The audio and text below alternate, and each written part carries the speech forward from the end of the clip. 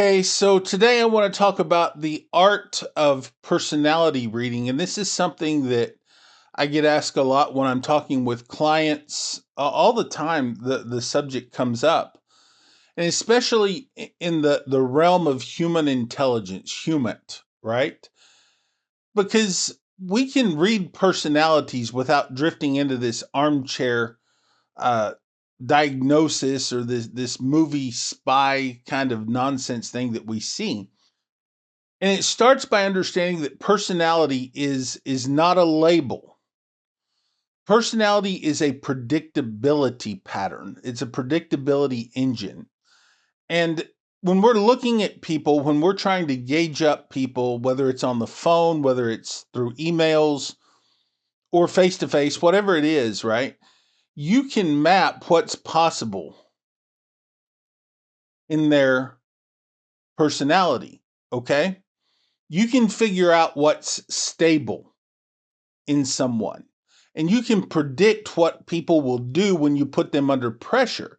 You can also predict what they'll hide and what they'll trade for relief. So you have to figure out what's stable within a person. Is it their needs, their threats, their identity, their attachment style, their impulse control? What is predictable about the person?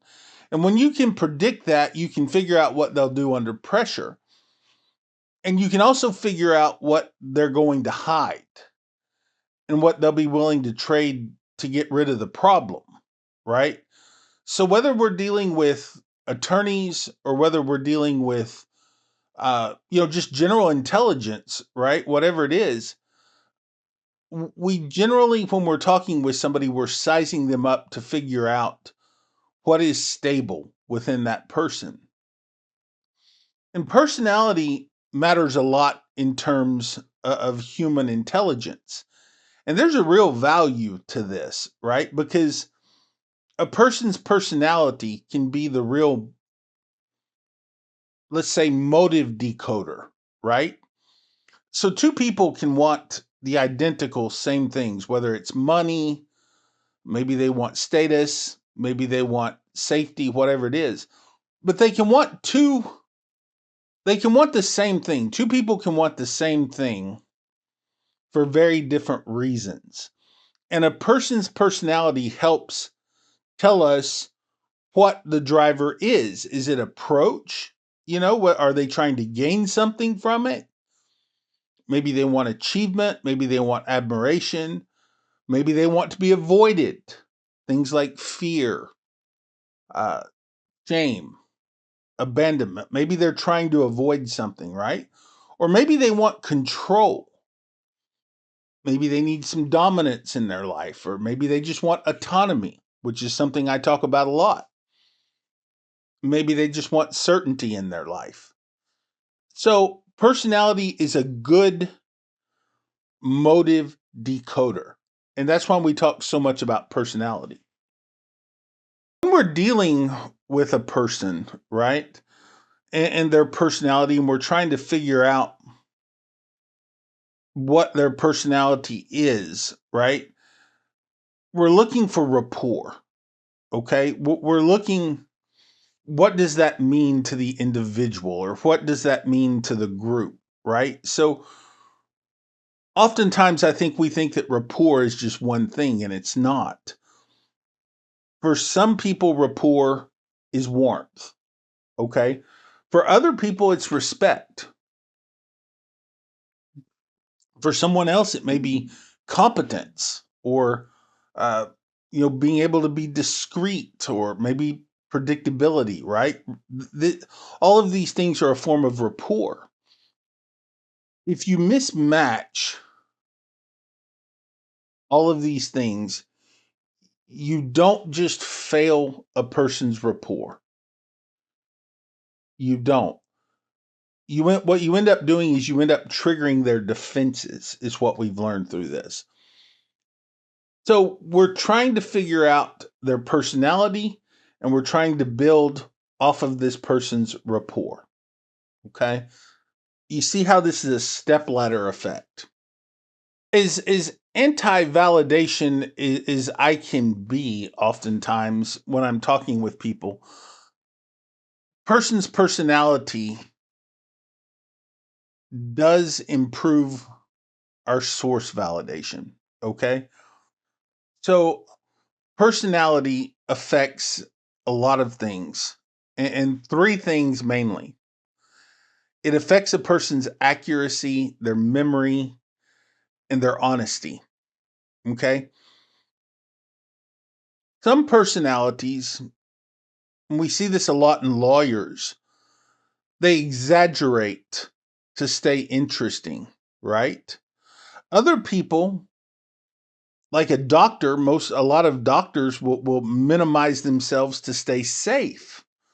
Instead of exaggerating themselves, they'll minimize themselves to within a bubble, right? Other people, they perform, and they perform things like loyalty when they're being watched, right? So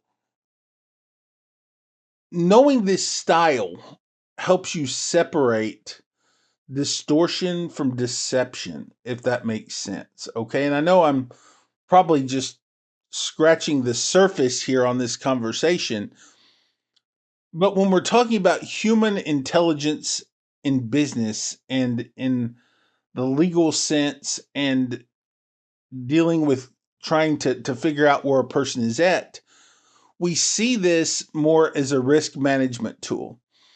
So we create what's called a volatility forecast, okay?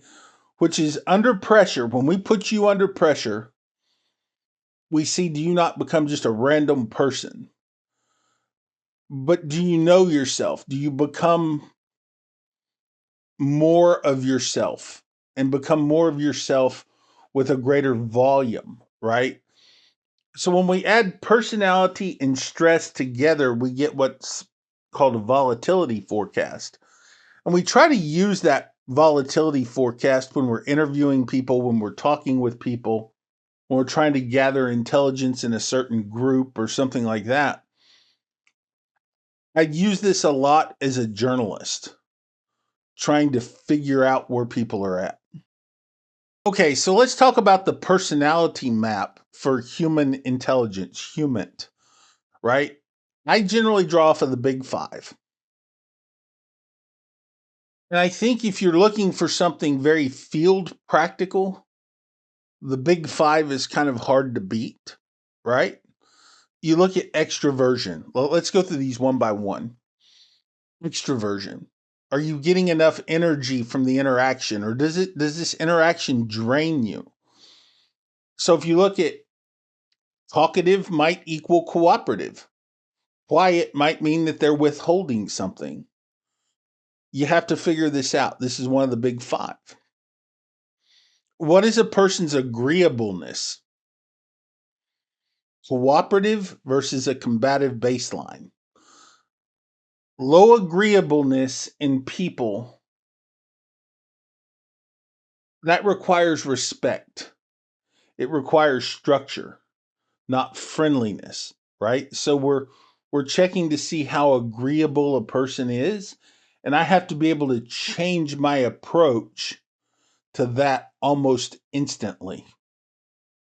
Another thing that we like to look at is conscientiousness, and I do a lot of talks about conscientiousness, but people are going to watch if you follow through, if you detail the discipline that's there, and you watch a person's impulse control. So I want you to think how we apply conscientiousness, right? Low conscientiousness in my world means a higher flake risk, higher story drift. So when I'm analyzing a politician or when I'm analyzing a public figure, I'm looking at their conscientiousness, how well they're making decisions, right? And I'm trying to play off of this. And this is really important to when we're, whether you're marketing or whether you're just trying to ask questions to somebody. This is super important. There's another component of this that we call threat sensitivity. Okay. And that's neuroticism. It's how emotional a person is, their emotional reactivity. Whether there's when you're questioning these people, when you're having a conversation with somebody, what level of shame do they have? What level of anxiety are they bringing to the table? I want you to think that a high threat sensitivity makes people easier to spook off. Okay. I'm not that difficult to spook off. Okay. Like, you really have to rattle my cage to get me to spook. But also, to the downside of that, that makes me easier to read if I'm consistent.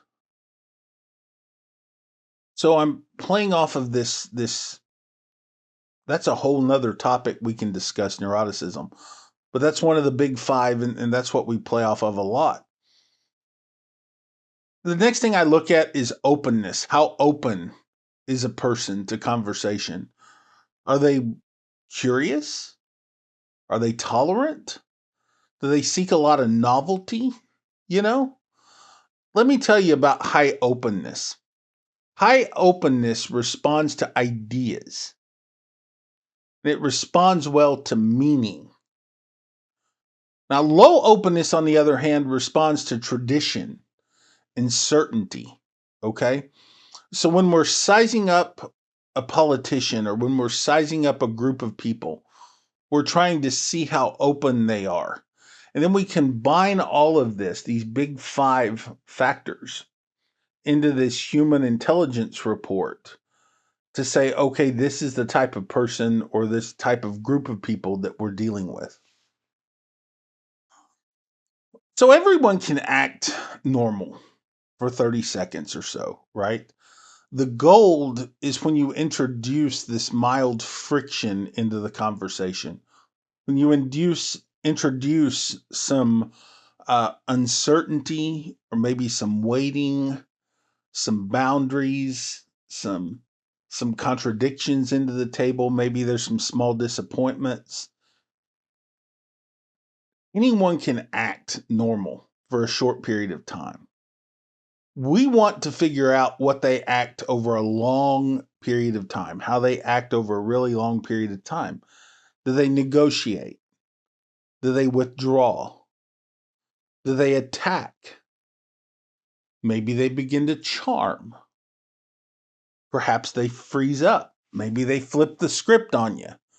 Maybe they go cold. Maybe they play the victim. Perhaps they could even go theatrical. And in the world of human intelligence, that theater, that style is that coping style is often much more relevant than any other trait label when it comes to a person's personality. So the human sweet spot is we watch these patterns when we introduce friction. And I think in American society, that's kind of where we're at today. We're introducing some friction and we're starting to see that sweet spot of where society really is. I told you we're going to talk a little bit about borderline personality disorder, BPD, and what makes it. Why does this matter in the world of HUMINT? Because it seems like there's a lot of BPD out there today, and we're not going to be diagnosing this. We're just going to be talking about patterns that you'll probably encounter in the HUMINT world and why it even matters today. Classic BPD, borderline personality disorder. Classic BPD has certain related dynamics that show up in relationships. That can be abandonment sensitivity, that can be rapid attachment, splitting, idealization, emotional driven narratives, maybe a person's impulse, right? So, rapid attachment you often feel this. I want you to think about this. You've been around these people. They feel like you're my person. You hear that term a lot.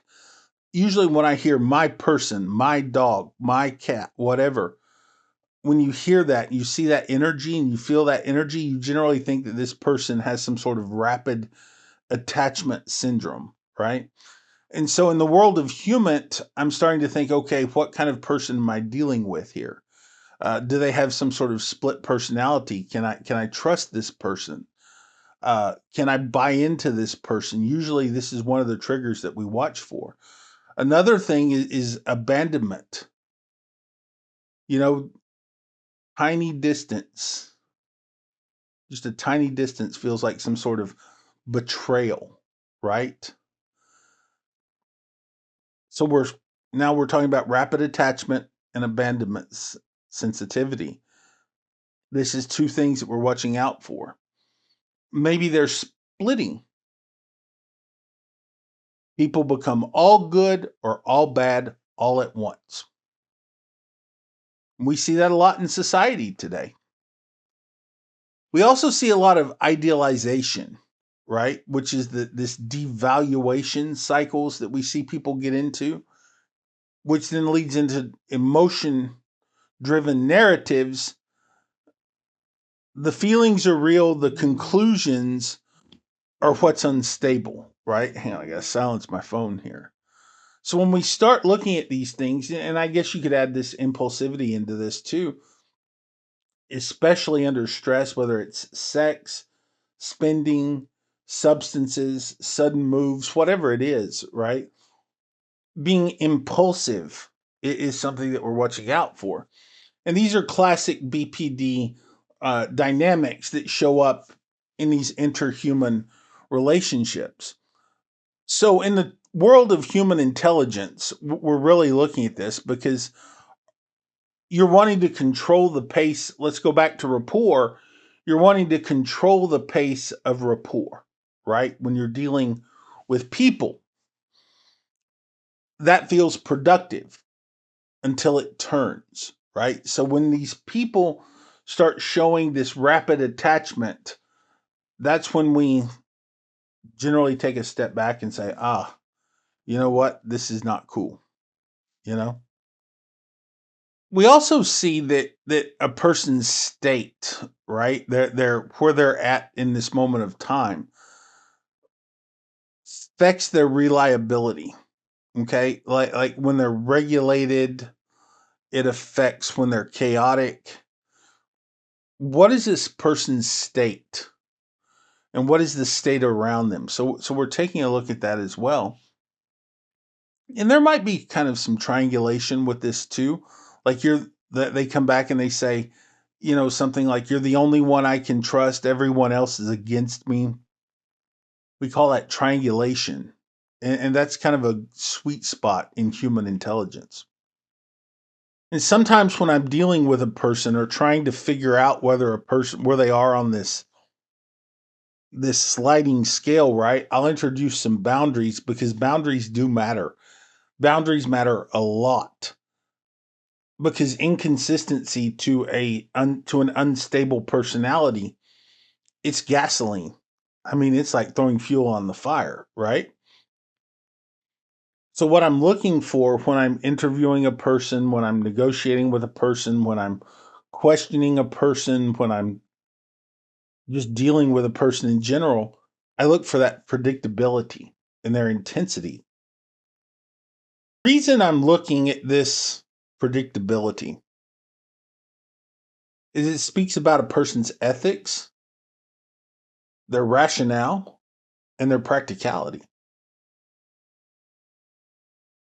Predictability goes right along with intensity. So what is a person's tone?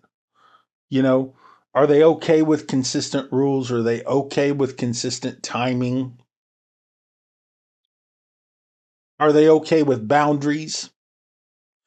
Can a person be calm? Can they be steady? Can they be non reactive in this system of limits? That's something we're looking at. And we're kind of looking also at this hot and cold. reinforcement routine, right? If attention only shows up during crises, then you train for these crises, right? So if you want a simple phrase to sum up personality, with BPD like dynamics, you manage relationship temperature more than the content of the relationship. The real hidden value to all this is the sense of control.